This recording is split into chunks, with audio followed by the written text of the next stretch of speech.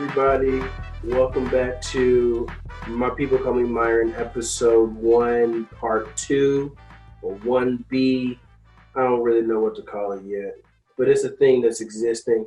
And we're continuing the conversation from the first video. And that was talking about growing up Black in America and also what it takes to, and the thoughts and questions we have around raising Black kids in America. You'll probably hear some of the Black people that I'm raising in America because my kids are out there and my wife will be telling them to stop or no. So you might hear some of that sneaking in through the audio, but yeah, ignore them because it's just Caden and Dean, and they're 3 and 19 months. So I'm going to get right into it. I have with me the person that knows me the best out of any other person in the world, my little sister, Faitth Brooks. She is a, actually, you know what? I could sing your praises, Faitth, but tell the people who don't know you, tell them what you do, and yeah, just give them like a quick synopsis. Don't make it long because I know you're a very busy lady. I don't want to take up all of your time. You've got a myriad of things that you've got to get to. There's a plethora of items that you must attend to. Oh my gosh. So just go ahead and just tell them about you. Okay, well, my name is Faitth and I am a social worker. I got my bachelor's and master's degree in social work, so I'm really passionate about social justice and really building communities where that there's equitable communities. I'll say it that way. So that's me. I'm an activist. I work as director of programs for Be the Bridge, which is a racial literacy organization, and I'm a writer and a speaker. And so I talk about those intersections of racism in America, and I talk about it in a variety of different settings. So that's me.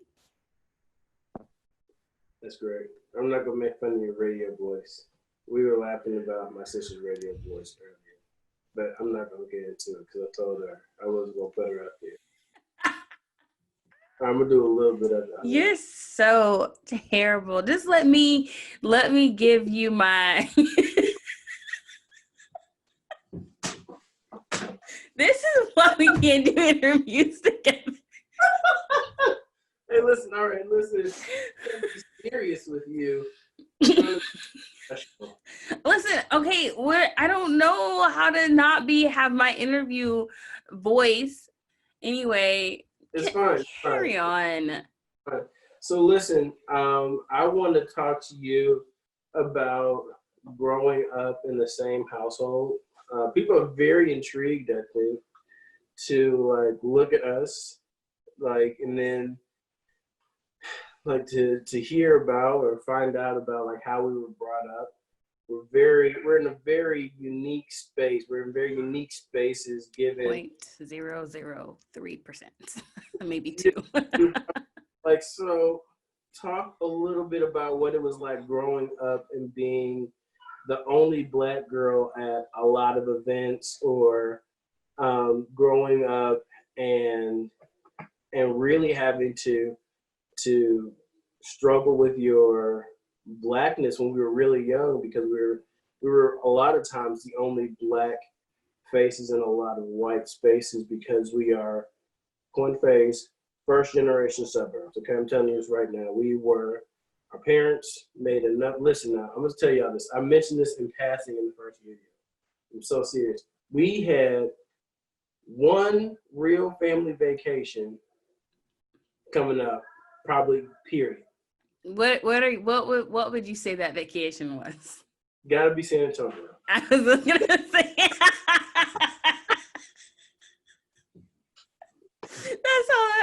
that's the only one that I can recount as a family vacation, but I wanted to make sure that was the same one you knew too. And the only reason why I feel like is because like we intentionally went there and then we got a picture of it. And mom and dad did not get pictures much of anything, but it was like special that we got this picture on the Riverwalk. And I was like, okay, I guess this is like a vacation or whatever, because we were there for a few days. The only thing, like, where we were at a hotel, we went out Mm-hmm. to restaurants, like, it was the only time I can remember that it was like, this felt like It felt like a splurge. yeah, this is like, oh, they're doing a special thing, Mm-hmm. doing a thing. I think that's why. I think that's why. As like adults, like, I was like adamant about traveling. I was like, Oh I my gosh. refuse to not be able to see the rest. Like, I've traveled immensely as soon as I got out of the house. Like, period. Mm-hmm. That was Always. That's San Antonio. That was a good trip though. San Antonio trip. It was good. It was a good memory. So what was it like being the only brown face in a lot of white spaces when we were really, really young? First of all, I think for context, people need to know that we were homeschooled.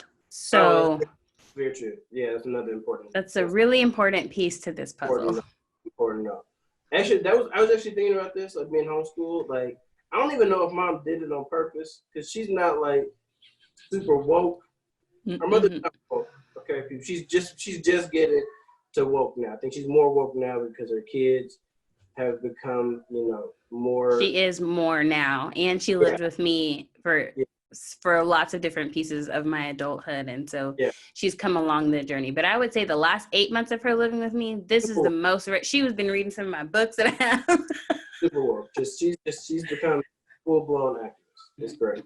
But, like, one thing that I knew that she did that I loved, like, and I appreciate now, is she was always counter programming.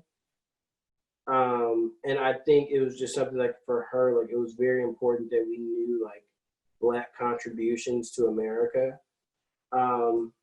Because we had, like, when we were homeschooled, we were doing a lot of these, like, Becca? Yes, Jesus. Lord, we won't even get into it right now. I don't even want to say the names anymore. I don't care. Listen, Becca. That's who it was. People, it was out in Pensacola, Florida. That curriculum is wild. Okay? Terrible. Terrible. History is some of the most whitewashed history. Slavery was like a paragraph when we were doing. They might be better now, but probably not. Listen, I'm gonna tell you this right now. That was some of the worst history I've ever learned in my life. But it gave me an appreciation, like a real appreciation for mom's counter programming, because she was constantly putting positive Black images and stories of contributors to America. She was constantly doing that with us. Mm-hmm. So, like, what was that like, being a homeschooled Black girl, which was like, it's not enough that we're already like a minority in America, but like, we are like extra the minority, because in the homeschool community, like, Black people homeschooling is like extremely rare. Yeah. My parents sacrificed to be able to let us be able to be homeschooled. You know what I mean? So it was I appreciate the sacrifice. That's the reason why we only had one vacation. One parent was working, the other one was teaching us. But what was that like for you? How did that inform who you are today? I think that growing up, being one of the only Black girls in all white spaces, I felt like it complicated my identity a little, but then also like shaped me into the woman I am today. So I felt like I had two parts of myself. It was the part of me that is with my Black girlfriends, where I feel like I can be 100% myself. And then the part of me that I have to be when I'm with white people, and I have to code switch and exist in this white space. Now that I'm older, I have like more language for like what I felt then, but I didn't have language for it. So therefore it felt more of like survival, tactics that you use to make sure that you actually like have some sort of meaningful relationship with people if you wanted to have friends. And so I think for me, I really tried to fit in, and I assimilated a lot. And I wanted, I remember being little because, dad's really light skinned, and then we both came out chocolate. And I used to want to be light skinned like him. I felt when my dad told me this just yesterday. We were talking and he said that when I was little, I told him I wanted to be white like him. And he was like, I'm not white. But in my mind, it was like, yeah, but like people like lighter people better. And even still, like dad even still is on his own learning journey too about all of this. And he, was kind of, him and mama both said, well, I didn't know you felt this way about certain things. But it's like, dad, even now, still today, as a Black woman, like we're still fighting to be appreciated, and I feel like, especially as not a light-skinned Black woman, even more so, like with men look at women, they like the lighter skinned women and the women who might have silky hair, all those things. So being around all white girls, I really felt like my identity was complicated because Black dudes weren't into me. The white dudes, you couldn't get nowhere with them. Like, so it just felt like, well, who I am enough, and how do I fit in these spaces when you have all these other girls doing all this other stuff, and you want to have friends, you don't want to feel like you can't have any friends, but at the same time it feels like it's like a trade-off, and so that was kind of like coming up where I felt like I had to trade off some things, use different language, code switching in white spaces, getting to be my full self in Black spaces. But then at the same time, in certain Black spaces, if you talked a certain way or you didn't act like some of the other kids, or if you weren't exposed to what the other kids were exposed to, then you didn't fit in there either. And so I felt like I was kind of in this middle space. I remember Dad used to make fun of us back then. You already know what I was about to say. So listen, this is the thing that's so funny. So like kids learn dances at school. We were homeschooled. So like right when we were coming up, like the internet had already, Al Gore's internet had been out. It's a thing. Al Gore's internet is a thing. But YouTube had just started popping. And people was putting the dances, the hottest dances on YouTube. So I remember like we would both be like, all right, well, we will just scour YouTube to learn what's hot in these streets. Yeah. One thing that I wanted to ask you about was what got you on your journey to being a social worker. Like our mom is she's a life coach, she's a counselor by trade. I think she always used us as like guinea pigs for like all of her like internships research and all the research papers she had to do. And I remember, do you remember this? Do you remember doing personality tests when we was kids? I remember being like 10, 11. She made us sit there and answer all those questions. Yeah, it was going. I was like, why? Like she did it, like, and she made it a part of school. I'm gonna answer like she did. This 100 questions. But she asked them to us. We didn't have to fill it out. I remember her asking all the questions. Oh no, I had to read them all and write them down. She asked me. I was literally like, why am I filling out? It was on the Scantron. Remember Scantron? Yeah. I think mom, I was just telling somebody about this. I was like, one of the greatest gifts I feel like my mom gave me is emotional intelligence, because she trained us so well as to how to like read a room and understand people and how they're feeling, but also to understand ourselves, like our own personalities, how to understand each other, which I think is a part of the reason why we're still so close, because we had to spend so much time as kids learning how each other communicates, learning what hurts the other one's feelings. And so instead of her just saying, just say you're sorry and move on, it was like, well, what you said had this impact on him and it hurt his feelings. And so therefore, that's why you're getting this response from him. And so now it's like, how do you proceed to behave from here? And how do you interact with him from here? And it was like, woo. And so, but it was so good because now as an adult, it's given me a high emotional intelligence and interpersonal skills. And so for me, I did not want to go to college. I mean, not a lot of people know this, but my family and a few others, I had no aspirations for college. I thought I was just going to work in ministry. And I was like, nobody at church gets degrees. And that's a whole other subject. But I just did not feel like college was for me. And I also I was insecure about my ability to do well in college. I didn't think that I would do well because school came really easy to my brother. Like he was saying, he's reading history books and this and that. And I was reading like fictions and more like art creative type books or mysteries, and so I felt like he was just smarter than me. And I would, yeah, I mean, I appreciate that. And I think, I had the encouragement of my family, so I went to the school that my brother went to because that was an option, and I really wasn't trying to branch out, and I wanted to go where he was going. So if you would have asked me back then if I would that I followed him, I would say no, I didn't follow him. If you ask me now, I would say 100% I followed him. And so that school didn't have a sociology degree. My mom said, you like people, you should try sociology as your degree. And they didn't have it, but they had social work. And so she said, oh, well, social work is pretty close. She explained it to me what it was. And I decided to take the courses and just to see if I liked it or felt like it was something I could do. And then after being in the classes, I realized I found my passion. And I had a professor who was really, I didn't get it fully then, but I get it now. She was very much so out of the box for that conservative school. And she presented thoughts and things that nobody else at that school would have done in the program. And I was grateful that I had her for like 2 years because I learned a lot from her. And she got a bad rap, unfortunately, but she pushed the narrative and challenged things in a way that I hadn't heard before. And so that really helped me to start to develop my passion for social work. It took the passion that I had for people who might have been on the margins of society and ways to advocate for equity. It brought all of those things full circle for me. And when it comes to race, I've always known that there was ways that I didn't fit in, especially a lot of these conservative spaces. None of that was lost on me as a kid. I think that I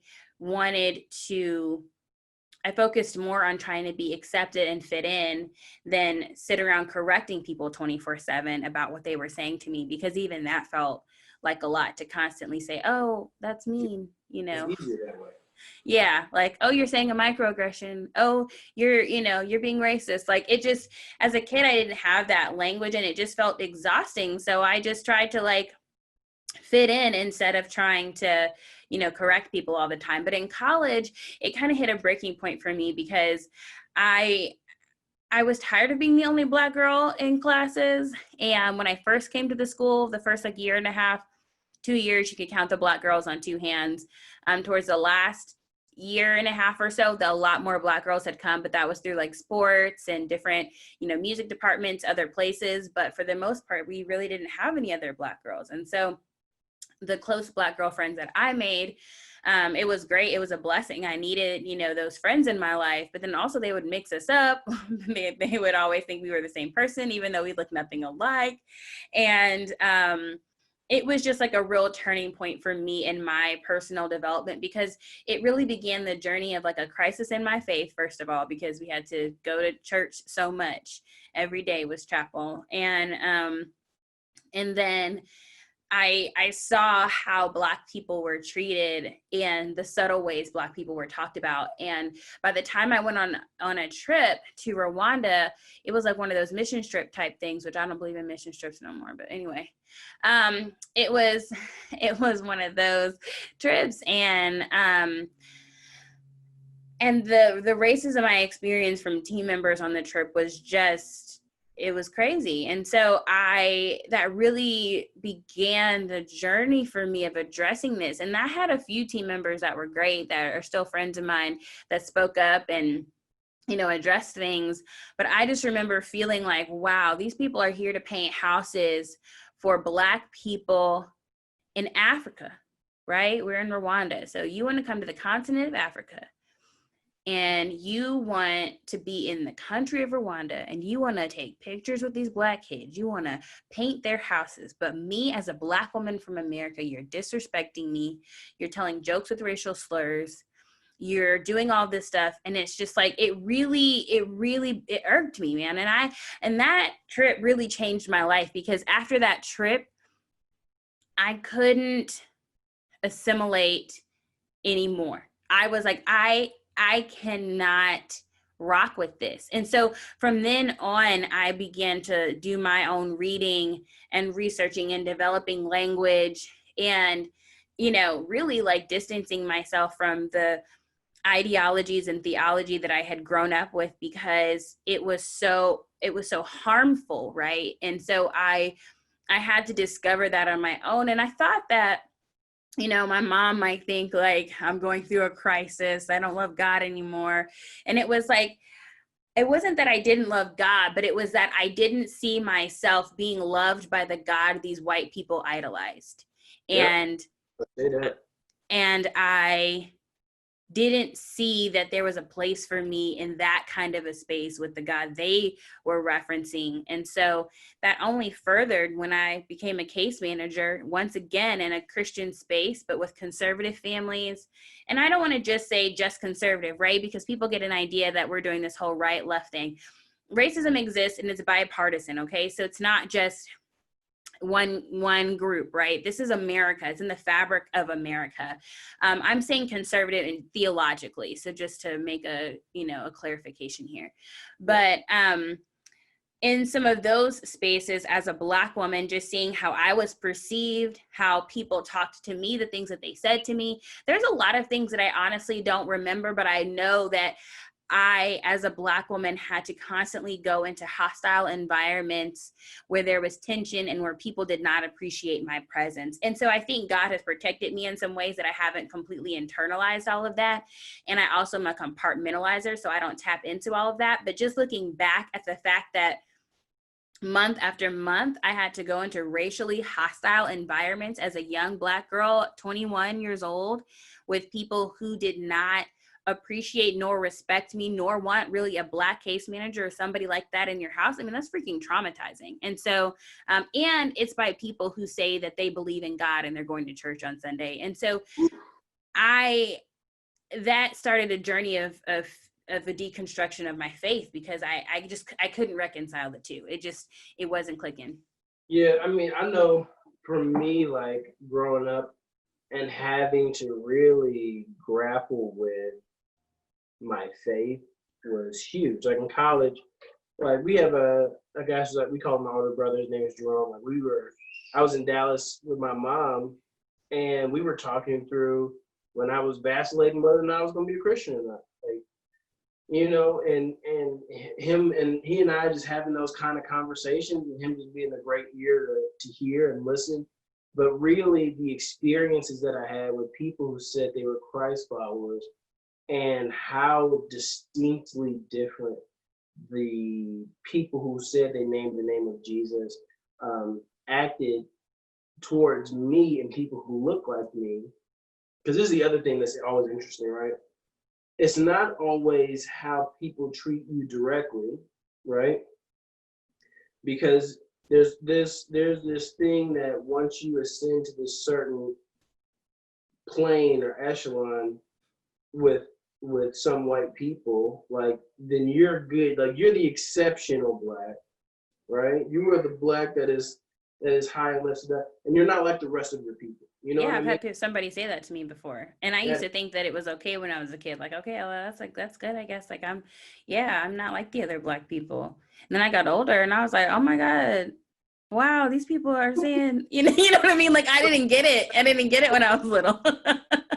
Like you're sitting there realizing you're at a stoplight, like, oh my God, that was so racist. I'm gonna get off of that. I know you gotta run, so we'll wrap this up real quick. This is a really good conversation. I like talking to you. The last thing I want to hit on is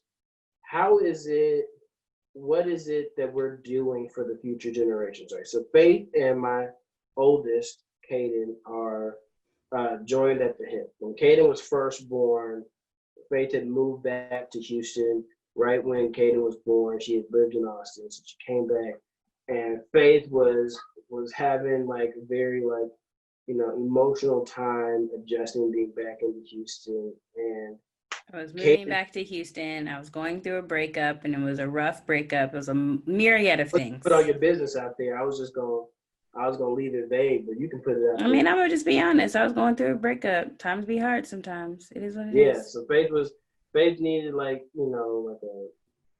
an emotional support puppy or something. But she had Caden instead, and he worked out really well as an emotional support human being. He loves his aunt, right? He loves her to this day. They are joined at the hip. They have a very special relationship. So with the work that you do as a program director and an activist and a writer and a podcast host, and you have an intentions guide, you were doing it, honey, and I love it. What is the thing that you are most wanting to accomplish? Like, what's the thing that the end result? What do you want in the world to look like? Yeah, the work that you're doing. Yeah, I think I get emotional when I think about this question, and then also because you started talking about Caden and what do I hope for the kids, and he's just my little buddy. He's so brilliant. I wanna take him all around the world with me. But And you have a whole nother niece that you don't care nothing about. that's not true. I love Dean too. I'm just kidding. I know you. We have a special bond. It's just a different bond. I have a different bond with each of them. I try not to get emotional but I do, because I feel like, when I see people arguing on the internet, especially, white people arguing about this theory, that theory, I don't like critical race theory, or this doesn't connect to this, and all these, all these debates that are happening right now. A lot of excuses. What it sounds like. Excuses not.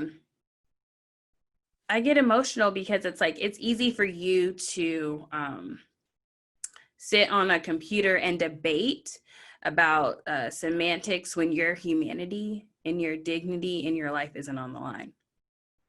It's easy for you to find a cop-out and a reason not to say Black Lives Matter just because you disagree with the organization itself, which doesn't take away from the fact that Black lives do still matter, and they haven't mattered in this country, and it's a hard truth. And so, people do have to suck it up a little bit that this country hasn't cared about Black people.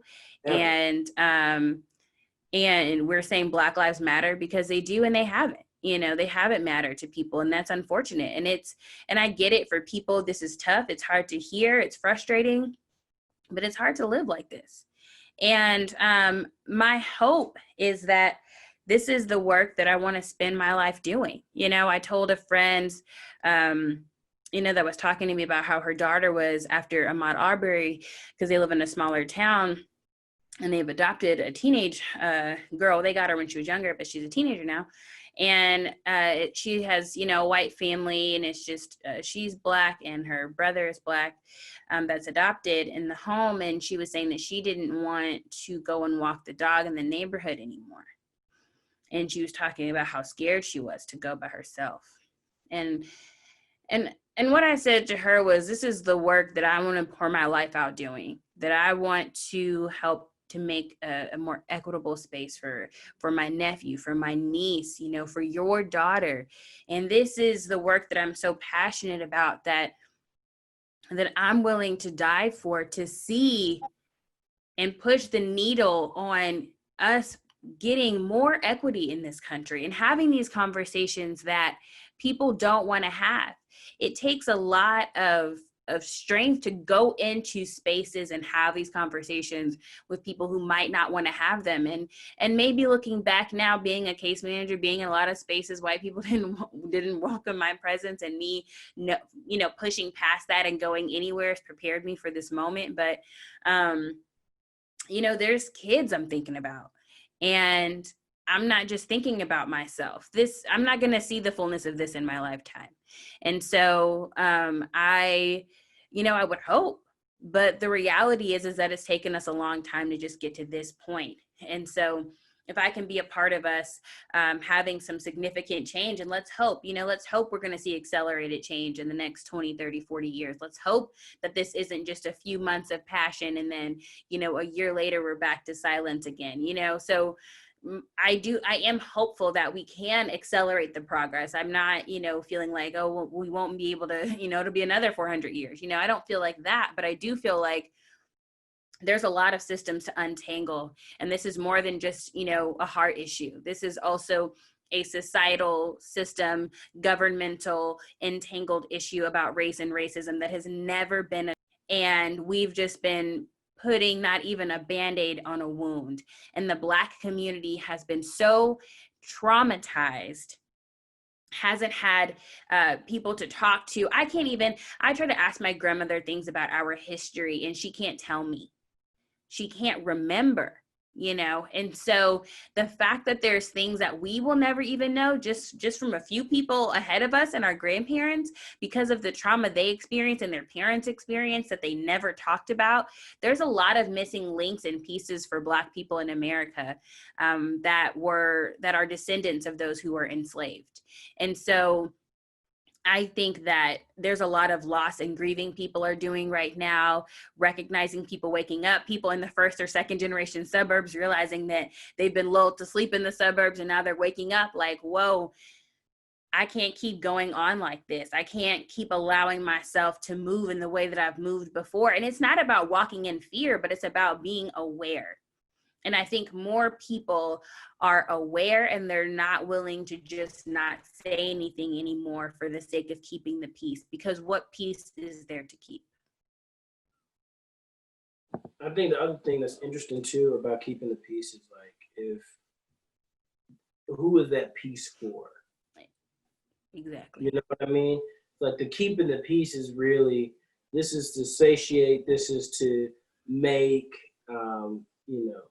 white people feel good about or comfortable about the world that we live in, when the reality is we are in an uncomfortable time, and really the state of the country is always going to be in a very uncomfortable place until we have these kinds of conversations. It's kind of like this. It's kind of like guys who get into it. You know how guys will get into it, fight.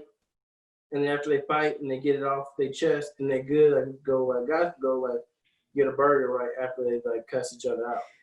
Full blown fist fight and then play PlayStation together. No issue. That's what America has not done ever. So really what we've got is a bunch of people that are not really willing to just put it all out there on the table, have this tough conversation. Because this is what everybody wants to do. Everybody wants to push forward in a world where we've got, fairness and justice, right? We all want to get past this moment, right? But it's what the end result is going to be. What Black people don't want is to get past this moment and for things to remain how they've been. Right. What we want to do is get past this moment and end up in a space that is more just, more fair, more equitable for everybody, right? Right. And I think the biggest thing that we've got to do in this country is we've got to have a reckoning. They've had it in South Africa, they had it in Germany. When there are places Canada that have had heinous crimes against humanity committed, you put it all out there on the table. Not saying that those places have done it perfectly. I have a buddy of mine who lives in Germany. I know some folks from South Africa. I know some white South Africans and some black South Africans. They've done it in Rwanda. Yeah, in Rwanda. It depends on who you ask. And what side of the coin you were on, people have a certain feeling about it. But one thing that I can appreciate is they were able to push past that kind of pain only because they were able to have a reckoning. And what we've got to have is, and what we're starting to have is a reckoning that is happening at the base level, at the people's level. Right. What we're working towards is to make this conversation more than just superficial, voice actors and the taking Aunt Jemima off of the syrup bottle. No one asked for that. We want police to stop shooting Black people and being the judge, jury, and executioner. No one cares about Aunt Jemima. I don't care about Aunt Jemima like that. Don't get me wrong, it was a caricature. It could definitely be changed. But in general, if you're going to ask me, all right, which one would you prefer? Aunt Jemima taken off the bottle, or police to stop shooting innocent Black people? We need to focus on the thing that's the most dangerous. Aunt Jemima is giving people diabetes. I think too, it's like you're making a good point, which is don't get distracted by the company statements and the different things that are happening. I mean, it's great, it's nice that it's happening, but at the same time, we want to still see policy and systemic change. Black people haven't been asking for a handout. We've been asking for there to be equity and equitable spaces. Now, of course, there's been policies that have been put in place. People talk about affirmative action, even though that didn't really benefit us. It benefited white women more than Black people, but that's besides the point.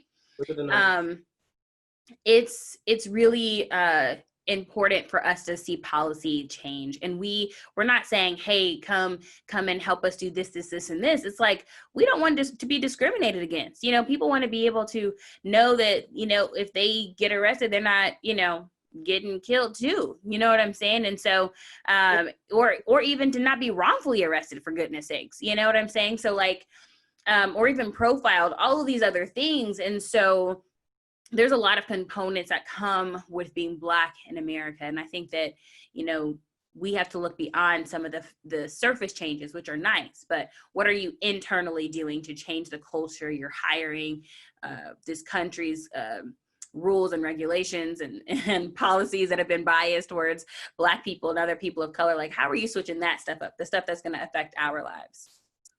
Yeah, I think that's the truest thing is there are cultural things that are great, because culture does help to shift things. Don't get me wrong. The internet is undefeated and shall remain so from now until the return of our Lord and Savior, Jesus Christ. Okay? I'm going to tell you this right now. The internet is undefeated. And the internet will, listen, you can get canceled or you can start trending. The options are endless to how the internet pushes things forward, right?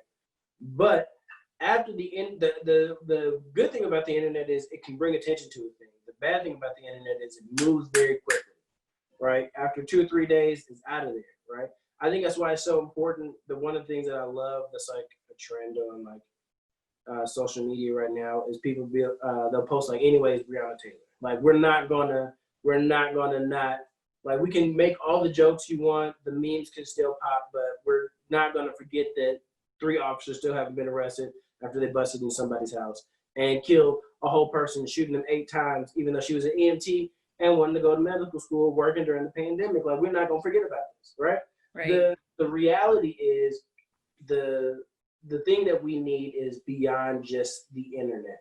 It's got to be more structural. We've got to deal with the building itself. We're out in the lawn, and the lawn is looking a whole lot better, but we've got a foundation issue. We have got cracks in the foundation, and we have got to address the cracks in the foundation. We've got to address the parts of this thing that have been bad from the jump. And I think continuing conversations are going to be the path forward for that. Giving perspective, and then saying, hey, listen, these are the things that practically we can do to help make change. So I want to give the people something practical before we leave. You are definitely a leader in the anti-racism space as an anti-racism educator. So give the people like 3 things that they can do to help them to be a little bit more anti-racist. So my 3 things, I would say, you need to obviously read and educate yourself. Be committed. You know what I'm saying? Like, we have to learn how to move and maneuver through all white spaces, and we learn white culture. Even though you probably don't know white culture, we learn it. So you can read a book and educate yourself. The other thing I would say is take an assessment of your life and look at how many people around you look like you, think like you, believe like you. Diversify your space. I still follow people on social media I don't like necessarily agree with. Like, I see a diverse group of opinions. I'm not putting myself in the silos. I want to see what other people are thinking, and it's important for you to do the same to get new perspective. The other thing that I would say is, even though it's COVID-19 right now, so a lot of people aren't like intersecting with faces and being in person, I think that you should put yourself in the space online that you would probably either be one of the only white people in. Maybe that means you attend a church online that's more of a Black church. Maybe that means you attend a seminar that's about Black history or something that's online. Put yourself in a space where you're going to be in the position of being a learner and not an expert, because you're not an expert at race and racism, and you have to be okay with that. You have to come in with humility, and you have to realize that there's no arrival point for you in this work. You're just constantly learning, and you don't get a badge for getting it now. You don't get a badge for that. You don't get to be like, oh, well, I get it and those other white people are crazy. No. You don't get your I'm woke sticker. No one's getting woke. No stickers are given out. So I think those three things are key. All right. Well, this is my one thing. Gotta keep having conversations. I think we've got to continue to talk with people that don't look like us, think like us, act like us, believe like us. Like, that is very, very important, to put ourselves in situations, like you were saying, where you would be the minority if you're white, that you would be in a position to learn and be the learner, and receive that information. So absolutely continuing to have conversations with people that don't think to believe, because this is the thing that's interesting. Racism, the fastest way to tear it down is really to find somebody that you think you don't like, and then actually get to know them. Now, I have a whole thing about just coming up to random Black people. Like, I believe you still got to help build relationships. So don't just walk up to a random person at Target and be like, hey, I need a Black friend. Not what anybody is saying to do. Don't do that. Don't do that. Don't go into Walmart and be like, hey, you're Black. Hello. That's not the thing to do. But if there's a Black kid who's in your kid's gymnastics class or at the swimming class, get to know the mom in the carpool, wave and say hi. Those kind of things, starting those kind of conversations are super key. Faith, thank you so much for hanging out with me for this time. We'll do it again, I'm sure. Everybody, thank you so much for hanging out with us during our My People Call Me Myron episode 1, part 2-ish. A-B, I haven't decided what it's going to be yet episode. Drop a comment, like, subscribe. Love you guys so much. Thank you so much for hanging out with us. And hopefully, God willing, we will talk real soon. Y'all be blessed.